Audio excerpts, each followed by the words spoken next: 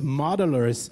And I know that Pete made this topic a little more open, but actually he can tell better than I can. So please give it up for tonight's host. It's Pete Thorn. Hey, you guys.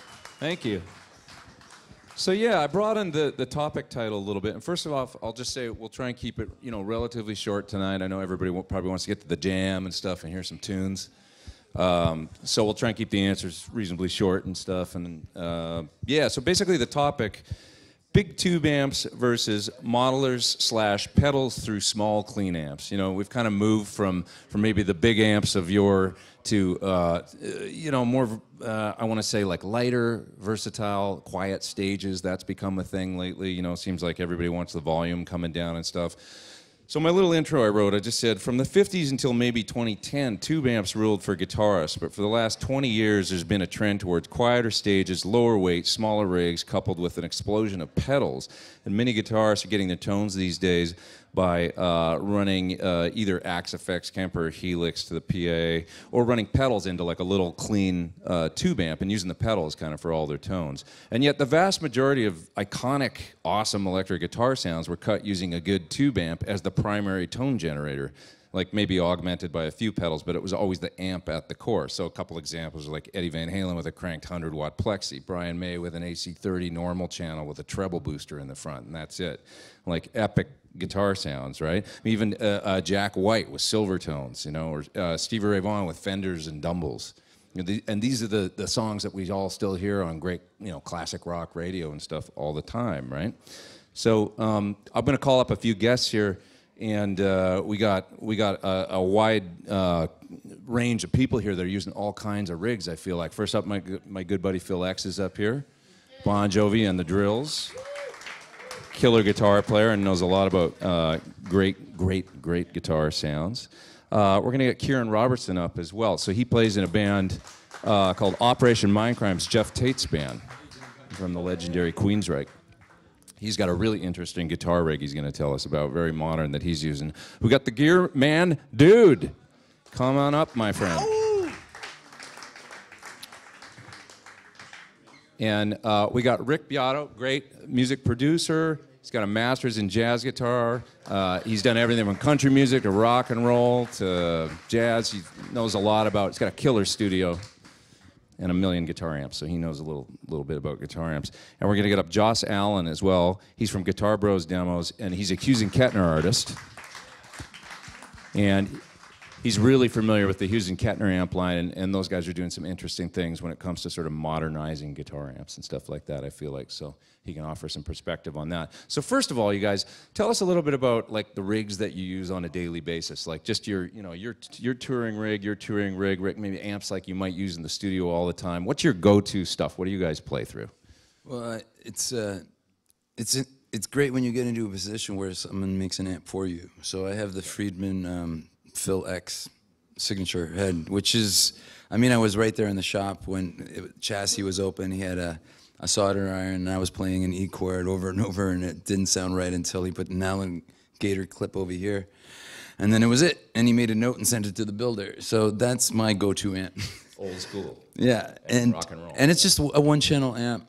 My favorite amps have always been old Marshalls. I don't even like new Marshalls. I don't think they got it right since the JCM 800, or anything near that. Yeah. I also have a 76 JMP 100-watt.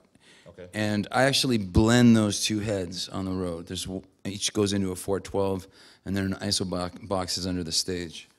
But when I go play with the drills, it's generally the Friedman and a small amp, because I like the sound of both blended. So okay. It'll be like a Supro 1606 or this new thing that I just got. It's a Greer Mini Chief. It's 3 watts all tube.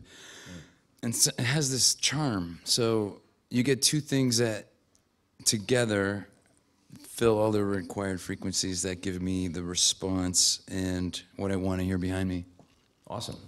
Okay. So, Kieran, tell us about what you're using these days. The way we do it is super weird. We have no amps at all on stage. We run basically, it's a laptop rig running like Logic, which then has guitar rig. So we run that out through a Focusrite to like an AB pedal. So that's your clean, your dirty, and like a I'll be honest, man, I don't think it sounds as good as an amp, you know what I mean? But it's transportation and logistics, it's incredible. You know, we show up with just a laptop rig. But it sounds, you know, through the PA, it blends into the thing well, but I do miss having an amp on stage, you know. You guys are two legendary, you're playing with two legendary rock and roll singers, and you're using completely polar opposite rigs, so I think it's great we got you here. Yeah, man. Yeah, that's awesome. So. I play with a legendary rock and roll singer as well, but I use a Dr. Z Maz 18. It's a little combo, you know, Vox, voiced, and that and a few pedals does the trick. But you also have, you were telling me earlier. Right, I also have a Quilter Micro Pro that I take out a lot. I play clubs. I don't play, you know, very large venues any longer. So I'm stuck in the club rut where you can't bring, you know, I have a 76 JMP 100 watt. It's the best sounding amp ever. Little 2 input. I mean, it's instant awesome. And yeah, I take it out maybe once or twice a year to a large event, and that's it with a 412. But yeah, you can't, in the clubs you're kind of a slave to the sound man. He's in charge. It's changed. It's flipped from what it used to be. You know, he wants you in the main. So you bring a small amp and he makes you cover it up with your pedal board bag and the drum cases. It's really ridiculous. So for you these days, it's like 18-watt tube amp, or maybe the Quilter, maybe yeah, solid the Quilter works great. I mean, it's a little 8-inch speaker. It's a 100-watt amp. It's actually loud as bombs if you want it to be. It's got a direct out on it. It took me a little while to have the nerve to take it to a gig because I just didn't think it would do it. Yeah. Totally does it. And I shared with Pete, I played a gig outdoors on New Year's Eve this year. It's a good outdoor gig. It's 8 below zero. And I didn't want, we had to do 3 one-hour shows. I didn't want it, and it got a little colder then. I think it had peaked maybe at 14 below or something. Maybe I'm just making that up. But it's, you know, there's 10,000 people there. It was really a cool thing, and I didn't want to bring a tube amp because I didn't know how it was going to react in the weather. I thought the tubes heat up, the circuit might heat up, and then condensation, and who knows what's going on. So I brought that little Quilter amp to giant, you know, audience and slayed their face. Not really. But it worked. It worked great. Sorry, that's not a very short answer. I have a studio full of amps. I have a studio full of amps. I've got, I don't know, maybe 40, 50 amps, something like that. I have a lot of 100-watt amps, Marshall, Super Lead Plexi, Small Box Plexi, Orange Overdrive from the 70s, Sound City 50, an Ampeg V4 with a cabinet comes with it. I've got, I don't know, I have a lot of amps. Vox AC30, Blackface Deluxe, Fender Twin. I can't even think of all the amps I have. But I love tube amps and have collected them for years. And or not collected them, I mean, I use them all the time. So I make videos, and when I make videos about a specific artist, I like to use the type of gear that they use in the video, you know, from a particular album. You know, like if I'm doing something that, you know, Blink 182, I have a 2-channel Mesa dual rectifier, you know, or if I'm doing something on, you know, I don't know what, I've got an EVH 100-watt 3-channel, stuff like that. So I love real amps. So my main rig at the moment is a Friedman Jerry Cantrell signature amplifier head, the 100-watt one, with the matching 212 cabinet, which I do. We just had our British summer, and for every weekend I was playing a wedding gig, just, you know, the standard session work, and I was using a 100-watt Jerry Cantrell Friedman for all of those wedding gigs. I like it. Using an aux box as well, because we have our own PA, so it was one of those things where if it was a bigger wedding gig, I could monitor and then have the aux box go direct into our PA, but it never ever got to that point. It was always the point where I could go, just the Friedman was loud enough, no miking or anything like that, and it would just be the vocals that were mic'd. And that's kind of it really. Other than a couple of pedals, it's just the Cantrell rig all the way. Okay. Okay, so Kieran, tell me, like, you're using a super modern laptop-based rig on tour, which is really interesting. do you miss real amps though? And like, what are the qualities that you would miss? Like, I assume you're on in-ears. Yeah, everyone's on ears, man. So it's a complete silent stage, which is great, you know, for like especially Jeff singing, because it means he can get exactly what he wants in his ears and doesn't have any like, you know, bleed from anything apart from the drums, really. Yeah. I just, you know, the thing I miss about amps really is mostly just the sort of the touch thing. You know what I mean? Like VSTs are great, like, you know, and the amps we use in Guitar Rig sound really good in the ears, but it's just that thing of, you know, walking up to the speaker, because we don't even use cabs, you know, but it sounds amazing in the ears, and out the PA, it sounds great. I mean, we had fans come up and be like, what's that guitar you're using, you know, and stuff. So the only problem we have as well is having a silent stage is, like, you know, the people like standing right there aren't getting anything because they don't get any cabs. So we actually... Yeah, it's right, you know, to the side of them and stuff. So we actually invested and got some front fills. So it's like two there, two there, two there. So it sounds great, man. It's really cool because it means you get control over everything. But you know, being a guy that's been brought up, like, I have a 6505 and some Marshalls for cleaning. That's what I love, you know. And then moving to just completely digital, it's a strange thing, but it's so much easier, definitely carrying stuff. You know what I mean? We're a very happy crew. Yeah, they're saving money. Yeah, it's great, man. It's awesome. Not having to ship stuff all over the place. Exactly. And just roll up with like 2 laptops and like I think my bass player uses just dark glass pedals, doesn't even use an amp anymore. So it's like, honestly, it's the easiest load-in ever. Okay. So Phil, like with the Drills, your band, like I assume that you probably got, you already told us, you've got an amps on stage, cabs on stage, of course, right? And I carry them myself. And you carry them yourself in your pickup truck, right? That's right. But with Bon Jovi, as I understand it, I mean, you got your Marshall there, you got your Friedman signature head, but you got cabs off stage because they want a quiet stage. Yeah, and that sucks too. So how do you feel about that? Like, could you at this point with Bon Jovi, do you feel like you could go to some sort of modeling rig in an arena? Would anybody know? Like, and would you know? Would you play differently and feel differently? Because your cabs I think I would play differently. I think you're right. I think I'm used to a certain type of response. Okay. That the amp gives me, and I mean, I've tried. I mean, I think my first step would be, instead of going to a modeling thing like Fractal, I think my first step would be still using my heads, and maybe I tried the aux box. Load box, yeah.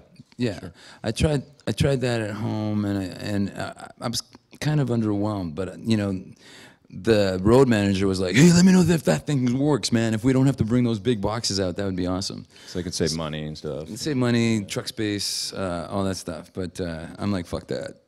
Okay. But there is the funny. At the arena level, you can do that. That's like, the funny thing about it is, and obviously I do want to help my guys out, but there was a point at the end of the tour, like out of 35 shows, the 29th show, I was standing somewhere on the stage, probably facing the back, and the magnet started talking to like the speaker through the stage and through the lid of the cabinet box, and I got a little more sustain. So I think when we go to Japan, I'm gonna find that spot and mark it with an X. And then won't they just let you put like a little 112 up there or something? Like I don't even like how that looks. Under the stage through a grill or something. I don't know. Anyway, that I would. Let's get a grill, and that would work. That would be awesome. Okay, so. So we all know, I mean, modelers are small amps with pedals, incredibly convenient, versatile. It's easy to carry and ship, big plus, and you know, versatility and all that. But my fear is this, and I've been harping on this for a little while. But my fear is, have we turned guitar tone into something akin to a synthesizer, like where it's a sort of reasonable facsimile of the real thing that we used to do, you know? Does the sheer versatility and convenience make it less likely that a guitarist will develop a signature tone and signature riffs and styles, such as like Ritchie Blackmore when he used to use an Akai tape deck preamp running into AC30s and Marshalls and just had this deadly sound? Or like I mentioned, Brian May, right? These iconic parts and guitar sounds. So let's discuss and go all the way down. What do you guys think? Like, are we losing that by making it convenient and light and easy? I think it's up to the guitar player. You know, I personally will never. I don't think. I think something off the shelf. I don't think I would be happy with that. If I had a guy who had similar tastes as me, and he said, "Look, I just dialed the shit out of this Fractal thing, plug in, and this is my Plexi sound, and he dialed it in, and, you know, he did all the work, and I could just be lazy and then plug in, and it'd be great, then I would consider it. But I don't think you're talking about individuality, and it does exist. Like you're talking about each guitar player that you mentioned, they have their thing, and I think you can develop that whether you're using an amp and a certain pedal that you found in a pawn shop yesterday, or you've designed your own sound in a fractal unit or a Kemper kind of thing. Okay, cool.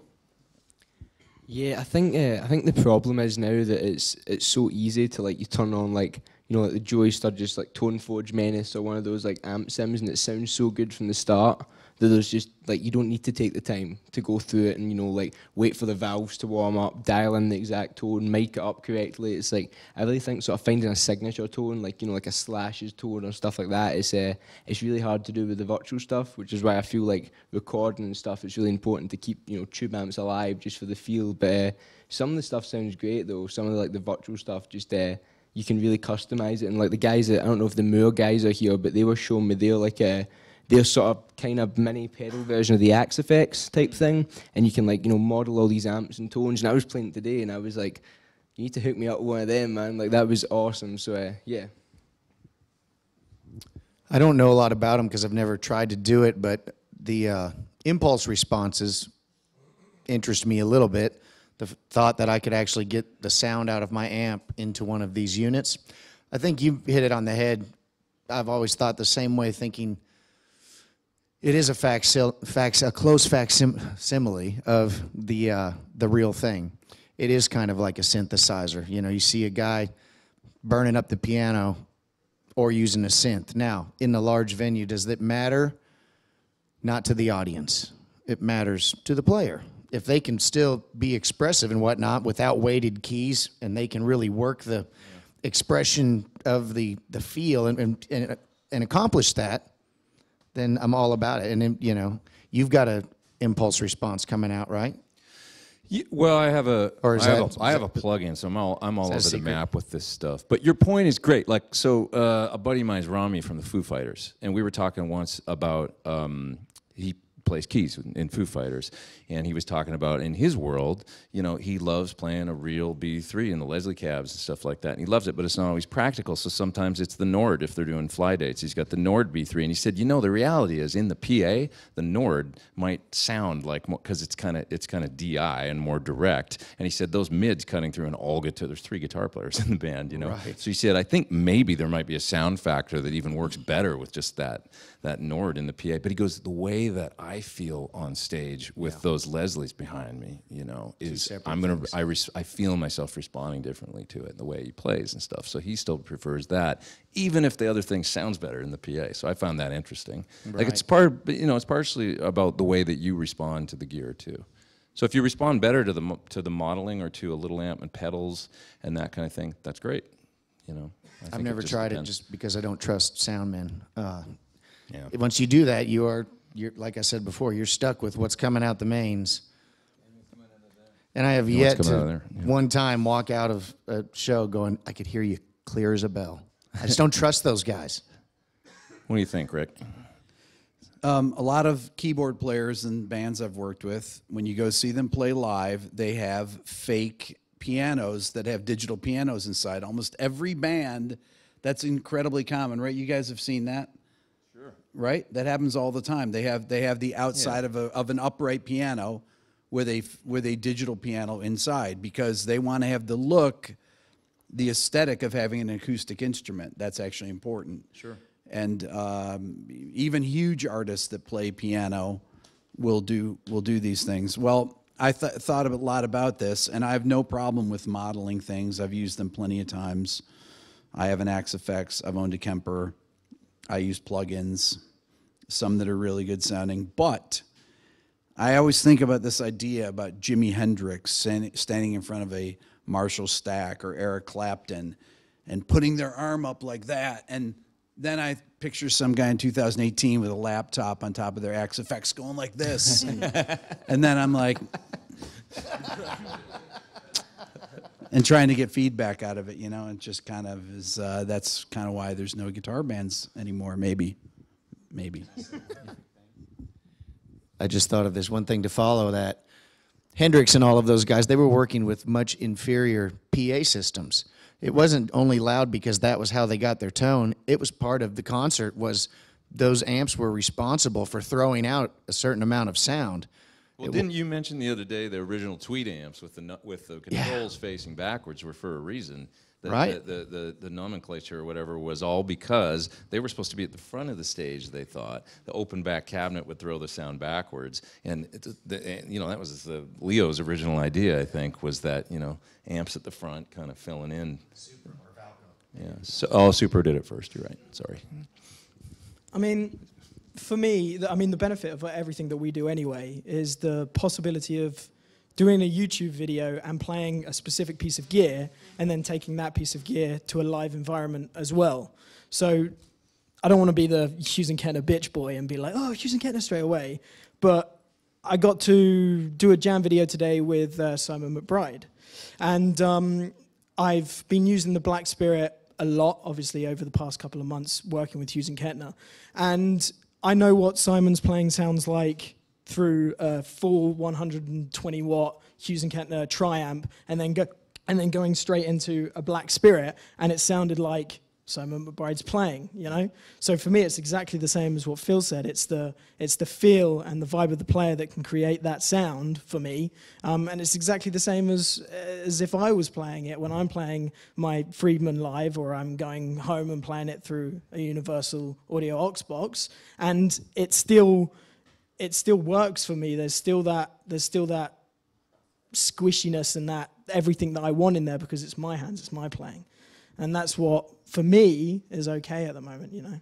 Yeah, well, they're definitely doing some forward-thinking things, I think. They're a company that's thinking about amps and moving forward and how they can make them more versatile and, yet still be, you know, with the tone as the primary importance. Yeah, exactly. And just thinking about all of the different things that, taking everything into consideration anyway, like with the whole power amp stage thing. And well, that's the thing, you know, when you crank one of those, like even if it's a JCM 800, it's on full and you play it and it's got that whole sag thing, the whole output stage is going mental, it's all squishy and that natural compression and it feels good under the strings and all that sort of stuff. They're trying to take everything into consideration with that, and having the sag control and everything like that allows you to have it at a much lower volume but still be really excited about playing it.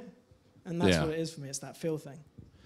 So just a quick aside here. Can somebody help me out with the computer? Because it closed and I just got the password going here. So it's like I got to get somebody from the password from the team here to open it back up again for me. To Rick, you mentioned Jimi Hendrix, and you know, that's a nice segue into I wrote Jimi Hendrix played the amps as much as the guitars. The sheer volume. Here we go. Thank you. Sheer volume was a part. Oh, that's my glass of vino. Wow, that was quick, Phil. Good save. So the amps were, you know, the sheer volume was a part of the music and creativity, as it made the guitar react a certain way, right? And it wouldn't have done that at a low volume, you know? It was unruly and dangerous and exciting. So, you know, I can always picture Jimmy like walking into the, what if he was alive now and just getting started and he walked into the club and the sound guy goes, too loud, you gotta turn it down up there. And he went, oh, okay. And then he had, because that would have sucked, right? There'd be no Foxy Lady. There'd be no Purple Haze. You know what I'm saying? So, where was I here? So, so it was unruly and dangerous and exciting, you know, his tone. So I didn't get electronic music until I was in a Beato once, and I was in a club with 10,000 people in it. And then the DJ's up there, and he was like some famous DJ, and, you know, and I was like, what's this going to be like, you know? And then he's got the filter, and it's going, and it's loud as shit, and then the CO2 thing and the smoke blowing down, and everybody goes crazy, and it's tribal. It was dangerous. I got it. It was like, oh, okay, I get this music now. It needs to be experienced like this, but loud and dangerous. So my fear is, have we taken the danger out of the electric guitar, thus potentially making it less like appealing or interesting? Has that got something to do with people talk about decline in guitar sales and kids making music on laptops or iPads? Yes. Yeah? Yes. Yes. Oh, yes. I do think that. I think I was just going to say, rock and roll used to be so dangerous, and it's so not dangerous anymore. And I feel like, yeah, see, this is dangerous. Danger.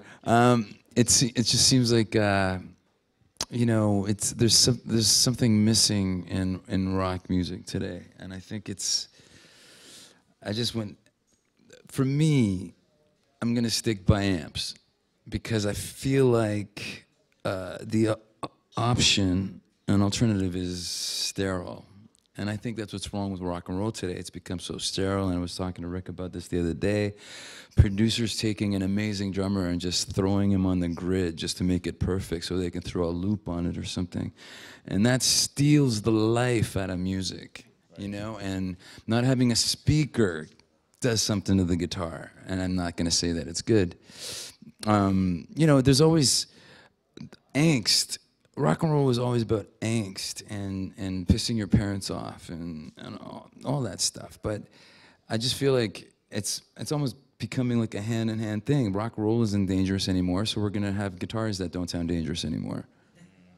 I'll make one point about that. I remember the first record I made with Beat Detective. You know, the engineer was beat detectiving the drums. And I remember the drummer was kind of freaked out, like, what are you guys doing in there? You're fixing my drum part? And the engineer, the Pro Tools guy, was like, no, it's no big deal, check it out. And so his performance was in there in Tools, and you could see all the waveforms. Then he goes, see, I just pushed this button, and they went like that. He goes, that's all it does, it just moves everything. And the drummer looked, and he goes, that was the feel. That was the feel that you just remove, right? And that was his first instinct, you know? And it was like, that always stuck with me. Yeah, I feel like it's not even just guitar playing. I feel like just rock and roll in general. There's not really many real rock stars left. I feel like everybody's very just, you know, want to be safe, and it's turned into more of like I mean, it's always been a business, but it's turned into, I want to be a rock star and get into the rock star business rather than I want to be a rock star because I want to be a rock star. And like I feel really strongly that's what I like about guys like yourself, Phil, where it's like you see you and you look like a rock star. You know you're a rock star. I'm not just trying to blow smoke up your ass, but you know what I mean. It's like you look like a rock star too. I just look like one of the fucking Lost Boys or something. But it's one of those. It's one of those things where I feel like you know guys like Slash and. It's the vampire, right? Yeah. I feel like guys like Slash and, you know, like Jimmy Page and stuff, you see those guys on stage and it's like, they're more than just guys on stage playing guitar. It's like they're, you know, guitar gods, rock gods, and same thing with going to the whole virtual amps and stuff. It's very hard to be a guitar god with your laptop, you know what I mean? So, yeah, I feel we're losing that. I really feel we are. Trying my best, man.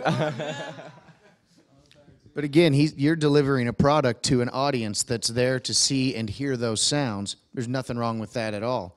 It's without the audience, nobody wants to hear your damn 100-watt Marshall anyway. So I can dig that and understand it. What was the question? I don't remember. Danger, yes. Oh yeah. Somebody's going to come along. It'll happen. It always does. It takes, you know, a little bit of revolution, and it takes things getting sterile or getting washed out for that to happen every time. If you look at all the cycles, you know, back to disco created danger, rock and roll. Hair metal was great, and then at the end of it, it got pretty sterile and washed out. Industry does that. It created Guns N' Roses and things like that. Again, dangerous rock and roll. Then we got through, yeah, and grunge as well. Those guys were all rocking amps and, you know, doing it. Well, they were keeping guitar dangerous, I think. Had they come along today, would they be using profilers? Absolutely. Because it would be a budget thing, because it's hard to put asses in seats and fill arenas. You're playing a smaller venue, like you say, everything space in the truck. There's not a lot of rock bands touring with trucks. I mean, all the big stages, the light rigs, the trucked stuff is all pop country, you know, in the United States. Those guys are filling stadiums, and I couldn't tell you the name of one guitar player in any of those bands. They're great. I know they're fantastic. You got to be to play that stuff. It's technical music, but I don't know a single one of them. There's no rock stars there because there's the singer is the rock star, you know. There's no band rock star. I don't know if I'm making a very good point. Rick?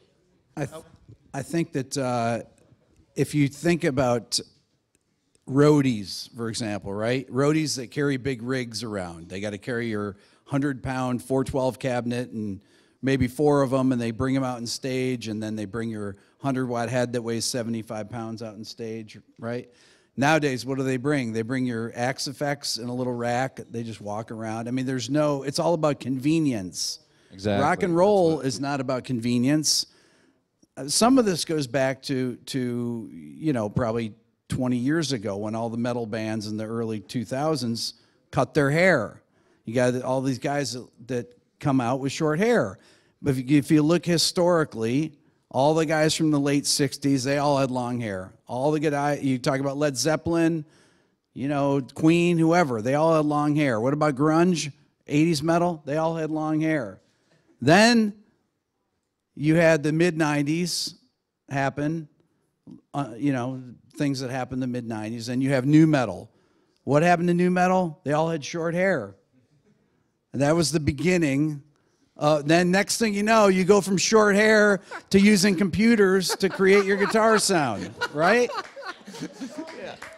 So when I worked with bands in the early 2000s, and they'd come in and they said, "What do you think of our sound?" I said, "Grow your hair. You look like you're some suburban mall rat or something. You just solved it, dude. Stop showering and grow your hair." That's it. That's what I meant. I mean, there's no denying that if I'm on stage playing, I want to feel an immense amount of pressure hitting me from behind. And that immense amount of power and pressure is definitely going to make me act differently on stage, like 100%. If I'm playing with in-ears and I can't feel anything, and it's, I mean, you definitely obviously do a job and you do it incredibly well. But if I'm feeling that, and I come off stage after feeling that, I'm going to be like completely like fucking rock and roll, dude. Do you know what I mean?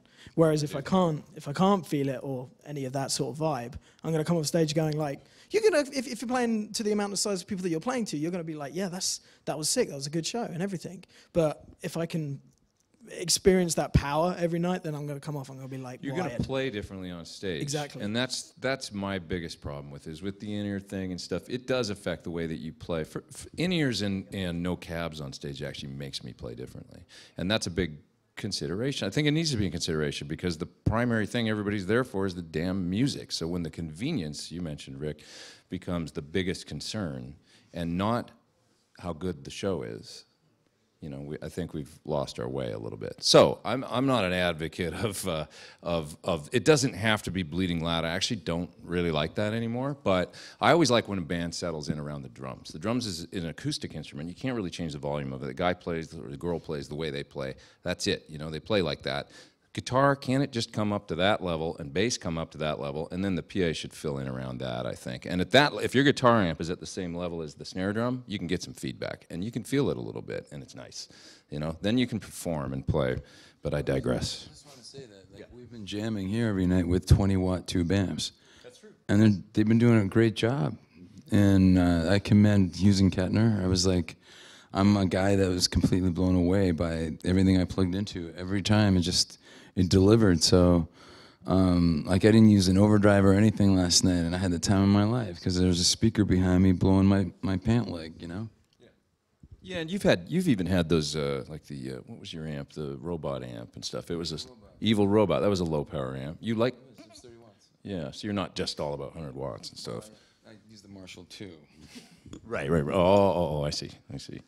So okay, and I'm gonna wind it up here pretty quick because they asked me to keep it to a half hour to 40 minutes. So just as a last little aside here, how can we tie all this stuff together? There's stuff like the aux box. There's load boxes like Sir Reactive Load. I use that thing a lot. There's the 2-note products, and you know, there's like the HK head. They've got that new little guy that's like the you know, very lightweight and still 3 channels and stuff like that. There's stuff like that coming out. So how can we if there's issues, and how do we, you know, keep tube amps remaining relevant? Like, what would be some features you guys would like to see, and how can we kind of satisfy everybody here, from sound people to the you know, the shipping of stuff and keeping that cheap and keeping the volume low? What's some features you guys like wish were in the amps? So that, because I'd love for some manufacturers to see this and say, maybe I can incorporate that into an amp and sell some more amps, not have the tube amp go the way of the dinosaur or whatever.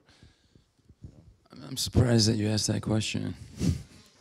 I think at the end of the day, it's each to his own.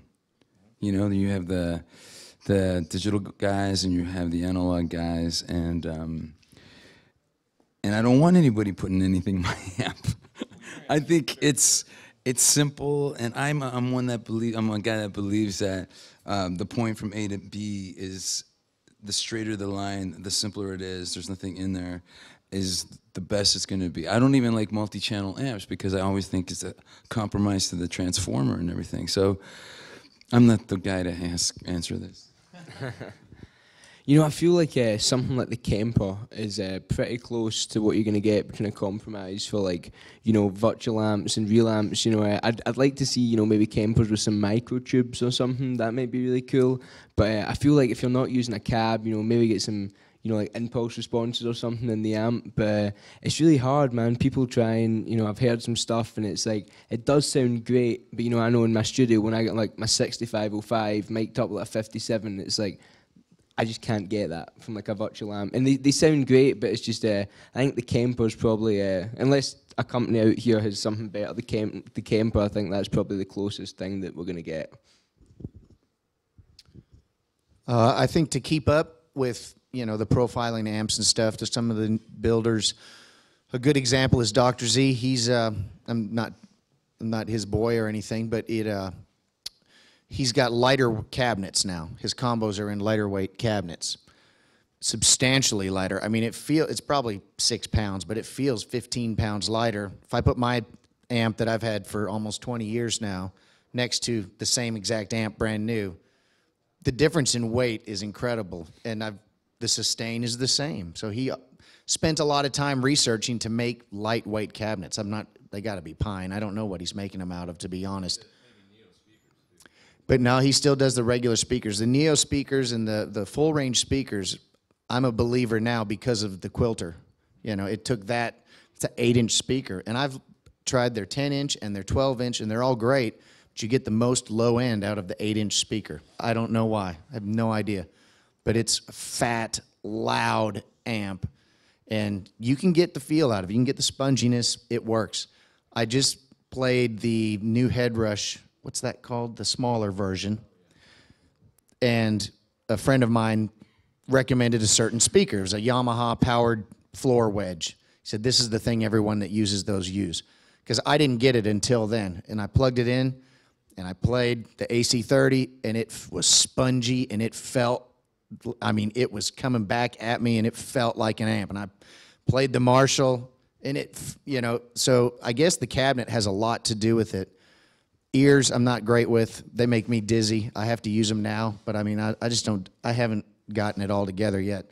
But again, I play in clubs, so I can play a small combo amp for the rest of my life and be perfectly happy. I don't have to deal with any of it. A lot of my friends in clubs are using the Helix or the Headrush. They're able to get a good sound out of it. They have the same sound man every night. I don't.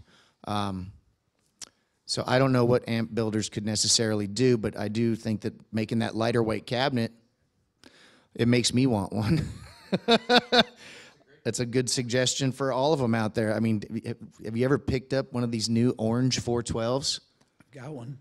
They're 190 pounds. I mean, it's crazy. It's too heavy. They sound great. That's why you have roadies. Well, that's why I don't have roadies. The Neo speakers is a great thing. If nobody's tried them, I've been blown away by, and that you can't believe how much lighter they are than like loading in a 412 or a 212. It's pretty mind blowing. It's a huge, like, it'll lighten your cabinet by at least, you know, a third or something. It's a big difference. Yeah, and I tried the Celestion Green, it's called the Creamback Neo, and I heard it against the regular Greenback and actually liked it better. And I'm a Greenback guy, so I heard it and I was like, it sounds like a worn-in Greenback, like a little bit of the edge taken off, and just really great. So if nobody out there has tried them yet, give the, I think Jensen and everybody's got Neos now, so they're doing good things. Anyway, Rick, what do you think? What are some things you'd like to see?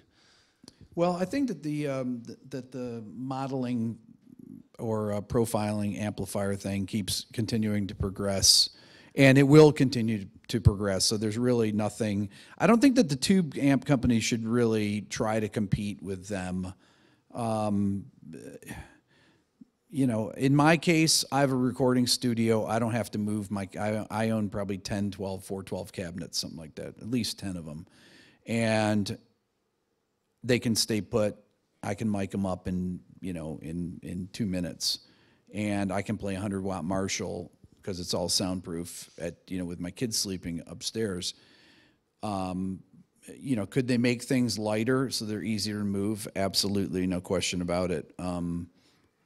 But I don't, I think that there's always going to be people that want to play tube amplifiers, and when you start incorporating, I agree with Phil about the simpler the circuit, the better. I like single channel amps, you're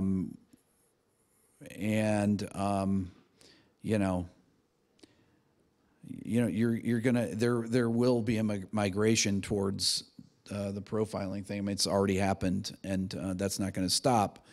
But people will always like the aesthetic of playing a real amp, I think. So I'm not sure that there's, you can make the cabinets lighter. Definitely, that would definitely help. Well, what if it's lighter and just the ability to really get the same sound at a lower volume, Because those would be two things. Like, I've had great success with people that wanted a completely bare stage and said, look, could we just have what if we really work together to have it real controlled and I can still get a little bit of feedback?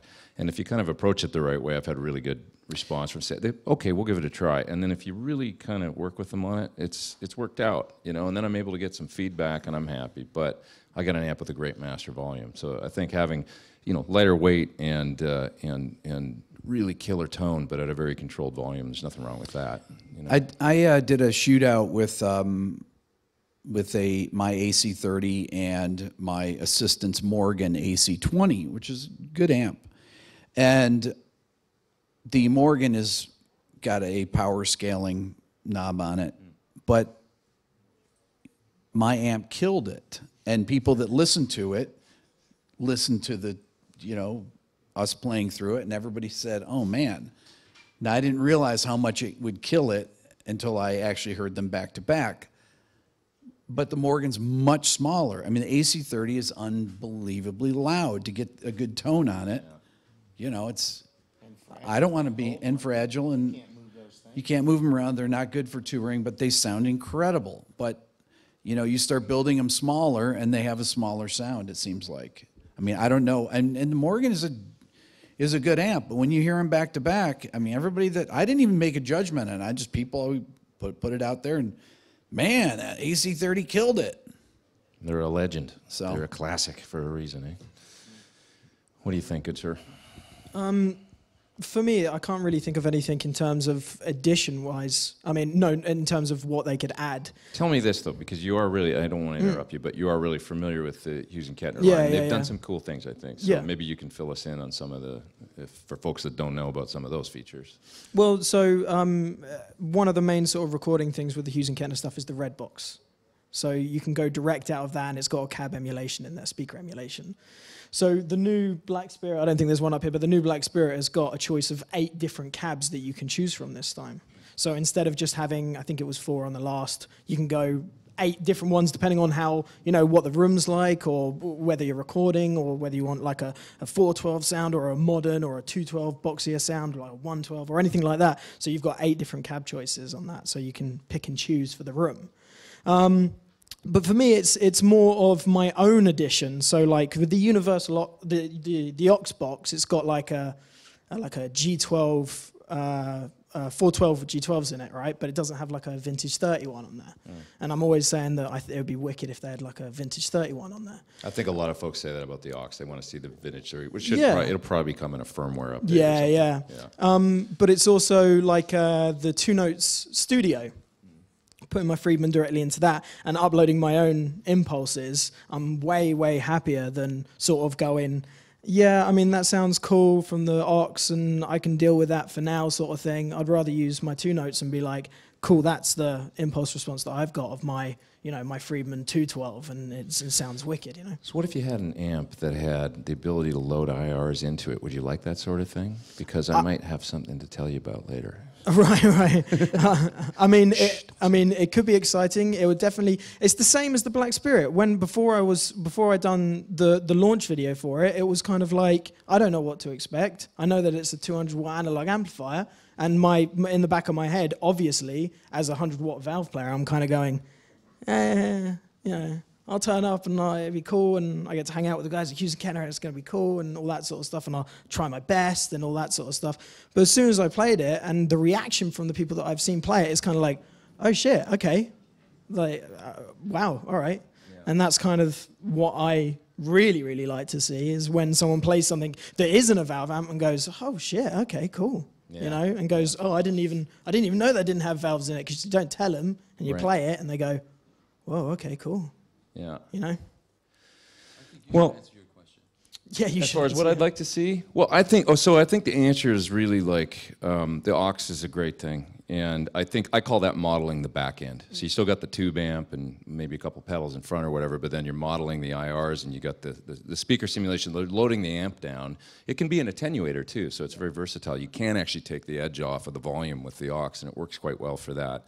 And then you can send a killer feed to front of house with the modeled speakers and stuff like that. And I've done a couple tours with, actually more than a couple tours, using IRs or speaker simulation to front of house. And even using Palmers to front of house, or like an analog speaker sim, is it kind of an amazing thing, because it might not sound that good in in-ears, or when you hear it like record in a PA, it's amazing sounding, because what happens is there's no, you don't have the drum kit bleeding into the guitar amp mic. And I always say, you have a great gig and you walk off stage and people are like, we couldn't hear you, and you look over the amp and the mic's dangling, like, somebody kicked it over. And so all that goes out the window, all the bleed, and, what you get is this, it's totally consistent. And, every tour I've ever done, and with some great, like, two tours I've done in France with killer front of house engineers in arenas, and when they heard it, they'd mic the cab, and then they'd switch. I was using 2 Notes, actually, with my own IR loaded that I'd made in my own studio. And there was no when you hear it in the big line arena, they'd A/B, and just the engineer would be like, this is amazing. Both tours I'd done, they'd never done it before, and they've been like, it just sounds like the guitar is just right in your face. And so it works really, really well, and I call that modeling the back end. I think it's a good thing. I still like having a cab on stage. It doesn't need to be that loud, but a little bit, like I say, you could do like a 112 under the grill. Yeah. You might, maybe. But do you think the Palmer that you were using do you prefer it over the aux? So I was using, I wasn't using a Palmer, actually. I did one tour with a Palmer. Way back in 2006, I did a tour with Palmers. I didn't like the sound of my in-ears as much as a mic on the cab, but the engineer said, come out front. And I went out front and listened in the house, and it sounded way better in the PA. And I was like, oh, that's interesting. And so I went with it, because they were like, we got to try this. But anyway, I think that moving forward, it really is a combination of, what you have to do, I think, is take into consideration all these folks' concerns, their business concerns, the money, and less volume on stage. When I say the money, I mean like less, shipping cost for sending amps. I know Metallica moved to Axe Effects, because they used them down in Antarctica for that gig they did down there, and then they went, wait a minute, like, we can save 40 grand every time we're going to send amps overseas or whatever. We're going to do this. So they went to Axe Effects for that reason, and they sound good. I'm not like, I've used them as well, and I think those guys make great products. So I think what the thing is the versatility, the lightweight, maybe a little bit lower volume, keeping the feel, though, and keeping rock and roll dangerous is what I'm concerned about. I think if we can do all that, then it's a win-win for everybody, and I totally think it's possible. I just think it's a little bit of innovation, and kudos to Hughes and Kettner. I feel like the SIR guys are working with me on amps and stuff, that we're trying to move forward and keep tube amps and the feel. This thing you don't want to lose. We're trying to keep that keep that and make it, just keep it relevant, move it into the future with some great modern features. So I just don't want rock and roll to get safe. That's my only concern. So anyway, thanks you guys. This was awesome. Let's thanks you for all your great commentary, and thanks for the folks that were watching online. Let's get on some live music. Tonight's, is it Classic Rock Night? Is that what's going on? Okay, tonight's Classic Rock Night. So there's going to be some good tunes coming up, and GuitCon.